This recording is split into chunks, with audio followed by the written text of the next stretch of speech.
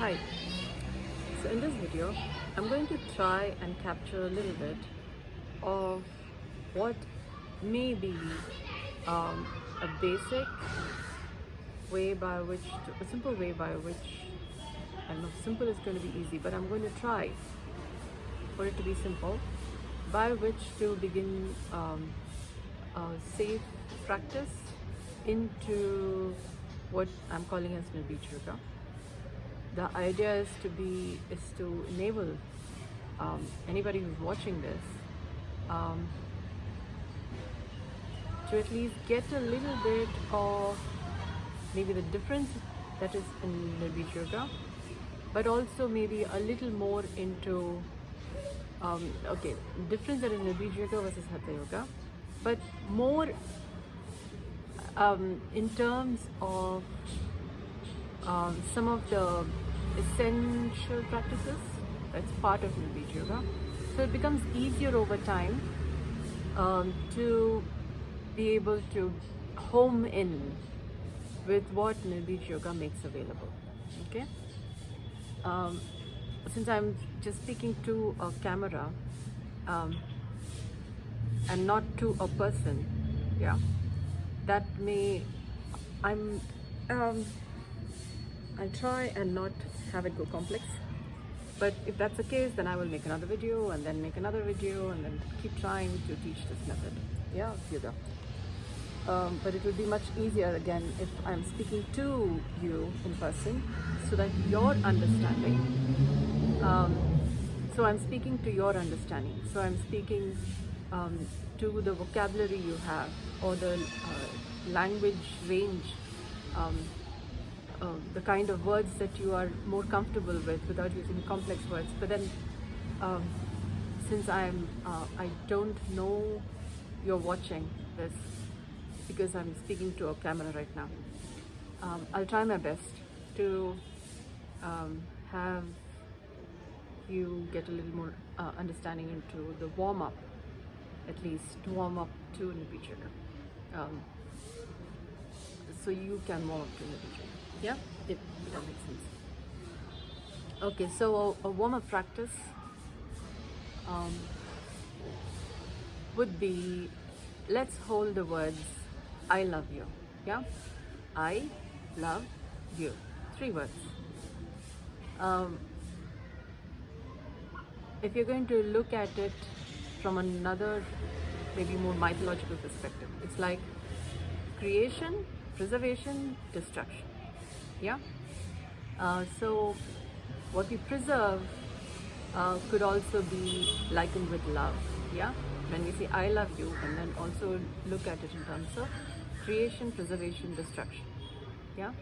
Some things needs to creation is part of life. Destruction is also part of life, because otherwise we would not be brushing our teeth, because we are destroying something, and hence maintaining our teeth. Yeah. So we are creating, in a sense, the ability to taste by destroying that which is marring our teeth's ability to, so our mouth is clean enough. So that we are maintaining our ability to taste. Yeah. So we're kind of creating the space for taste to be maintained, a good taste to be maintained.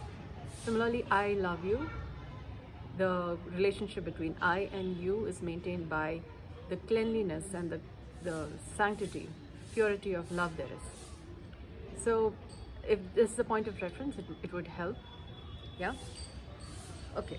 Now we're going to kind of have this a little bit in an experience form through Nirbeeja Yoga. Is like for a warm-up. Yeah. Try and see, like, your hands. Yeah. Try and feel your palms. Yeah. What do you notice, for example, in your palms? Could be warmth. If it is warm, that could be one. Or if it's cold, then that is also a temperature. Yeah. Warm is a range in temperature. Cold is a range in temperature. Hot is a range in temperature. Cool is a range in temperature. So warm to cool to cold to hot, could be any of it. Yeah, so your palms could have any of these temperatures. Yeah, and then if you can notice, okay, you can feel some of the temperature. Notice if your palm is uniformly that temperature. Is it uniformly hot? Like all of the palm is hot? Or there is some parts of the palm which is kind of warm. Some places where it is kind of cool. Some places that could be kind of cold. Yeah? Or so anywhere from warm to cool to cold to hot. Is it uniformly that? Or is there places where there is differences? Yeah, so palm is a kind of reference. Now what am I doing here is, I'm trying to have you become sensitive to temperature ranges, and that just one part of the body, palm, need not be uniformly warm or cool or cold or hot. There could be difference in the places. Yeah, so if you can appreciate differences within just one area, you will be becoming more warmer. You'll be warming up more, a little more, to the practice that is Nirbeeja Yoga. Yeah? If you can feel that in your palm, try and see if you can feel the temperature range at the back of your palm. Yeah? Back of your hand. This is good enough if you can. And if you can notice that, see as you're going about your daily activities, if you can feel, okay, if you can do that, try and also notice, you can notice the sides of your fingers. Yeah? Do you notice temperature changes at the sides of your fingers? Every of your fingers, sides, front and back. Yeah, tip of your fingers. Can you feel that? So we're kind of warming up to what our body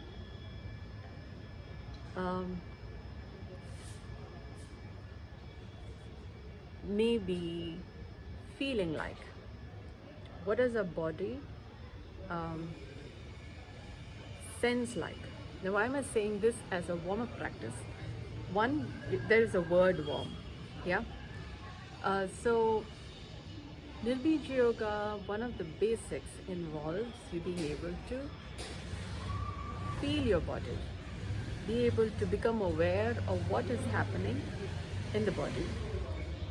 The practice of Nirbeeja Yoga itself requires no muscle movement. Yeah, no movement. Yeah. Okay. So what that means is, basically, the practice of Nirbeeja Yoga, it's a foundational method of yoga, which means without any movement at all, this yoga can be done. And then over and above this, we can do all kinds of movements. Yeah, that will be different. That will be a movement form of Nirbeeja Yoga. But basically, essentially, it requires no movements. The basic form of, the foundational, like completely bottom line, Nirbeeja Yoga does not require movements. And then, as human beings, we can move and we can dance and sing and all of that. But from the awareness, from the yoga that's happening, without needing any movement. So now that and a practitioner can be in yoga without needing any movements, what happens when this person who's in yoga without moving without making any movements now begins to move? That would be the movement form of Nirbeeja Yoga, which would again be different from Hatha Yoga, but you would still be more mindful, you would still be sanitizing Dharma, maintaining the essence that is you while you're making your movements. So you could do your Hatha Yoga practices, or your different your gymnastic practices, or any other method of exercise, or anything else that you're doing, everything else that you're doing. But from this foundational awareness, yeah, from this foundational maintenance of being you. So Nirbeeja Yoga is a method by which you are ongoingly bettering who you are from within, so that your essence is becoming nobler, for one word. It's becoming cleaner, purer. Clear conscience is one of the outcomes, benefits from this. With a clear conscience, what kind of life can you live? Yeah, guilt-free, no toxins, none of the hurt and the wound things that comes about, and how when you have any of those toxins or wounds, how you may tend to lash out and inadvertently cause harm. Yeah, what happens? What kind of a life is possible when you are not? When you're less likely to be reactive in such a way that it causes harm. Yeah. So then I'm thinking a more humaner relationship with yourself and people around you and with the societies you interact with. And so the word I love you, love is getting more and more sanitized. So at any hurts that's there, it's getting sanitized. So love is getting more cleaner, purer, innocenter. So that when you say I love you, love really makes I and you better and in a more loving relationship than I love you actually meaning I hate you. Yeah. For example, I'm just giving a complete example. There are so many ranges in what love means, that hate is also a form of love, but in a way that it is a love gone sour. Yeah. And then there's a grudge and the guilt and all of that. So what happens to the relationship when you say what happens to the relationship between I and you when the hate when hate or grudge or guilt or something is what is maintaining the relationship between people, may not be so very humane. Yeah, there could be landmines or a potential hurt waiting to happen, or somebody getting harmed, cry, anger, sorrow, fear, all those things. Yeah. So Nirbeeja Yoga is a method by which love keeps getting sanitized, becomes clearer in a center, so that the relationship between I and you continues to be continuously healthifying, so that your experience of wealth and wisdom becomes finer, becomes what you would like to have, what your parents, your ancestors would like to have, would be a blessing, would even bless you with. So it becomes possible for you to have the blessing. Yeah. So you would be living a blessed life. Yeah. So try and feel the temperature range. That's like a warm-up. It could be your fingers, hands, palms. Yeah. If you can do that, try and feel it in your feet. Yeah, the soles of your feet, bottom of your feet. Yeah, if you can feel the temperature range, warm to cool to cold to hot. Yeah, bottom of your feet. If you can do that, try that on the top of your feet. Yeah, if you can do that, try and notice between your toes. Yeah, the sides of your toes. Sides of your toes. I can show you that. Yeah, look at your toe. Okay, that's dirty. Yeah. Okay, bad. Sorry. The toes, sides of your toes, and the top of your toes. Yeah, like the fingertips, sides of your toes and top of your toes. Yeah, if you can feel that, good for a beginning. You can warm up to that. You would already be becoming healthier. Yeah, pedicure, reflexologists, they will be happier to see the progress you're making if you can feel this much about your, your palm and your feet, hands and feet. They already have a lot of benefits. At least it'll keep you safe. If there is a thorn or if there's a hurt somewhere, and a lot of problem happens if you're not able to feel the wounds or the pain in your hands and feet. Your balance, a lot of postural problems comes when you're not aware of what's happening in your feet. So if somebody is having, if you're facing any difficulty in being able to feel your feet, like for example, if somebody is having diabetic neuropathy, or any of those, or problems from say a varicose vein, or cold feet syndrome, Raynaud's phenomenon, or any of that, do contact me. I will be able to support you with how you can easily come to being able to come to this warm up. Yeah. There are some things that you can do still, but do try, and if you can at least feel that you can't feel, that is also feeling something, because you know that you can't feel, you're not feeling anything, which is also a good beginning. Yeah, you know what you don't know, or rather you know that something is not being felt. Okay, I'm repeating myself, but that's also good progress. And then you can begin to see, if you can't feel anything, what is the feeling there.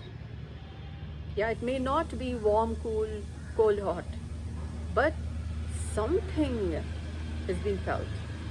Yeah, and try, if you don't give any name, if you're not going to struggle hard to give a name to it, yeah, and just feel what is, however it is. If you can feel something, anything, that's also good progress. Yeah, over time you will improve, but every time you try hard enough, well enough, don't tire yourself out. Sure. Spend some time whenever you can on noticing what you can feel. You can feel something, anything. Over time, what you're feeling improves. The range, the area in which you can, if you're noticing only like one part of your thumb, you can feel something. As you're continuing to do this, over time, you'll begin to feel other areas also. Yeah, that is how our body that's how improvement happens. In Nirbeeja Yoga, that's also how you make progress, improvement happens. Yeah, so don't stop trying. You will begin to start feeling better, like really feeling better, and also feeling the different areas of your palms and feet as you, with every attempt to feel.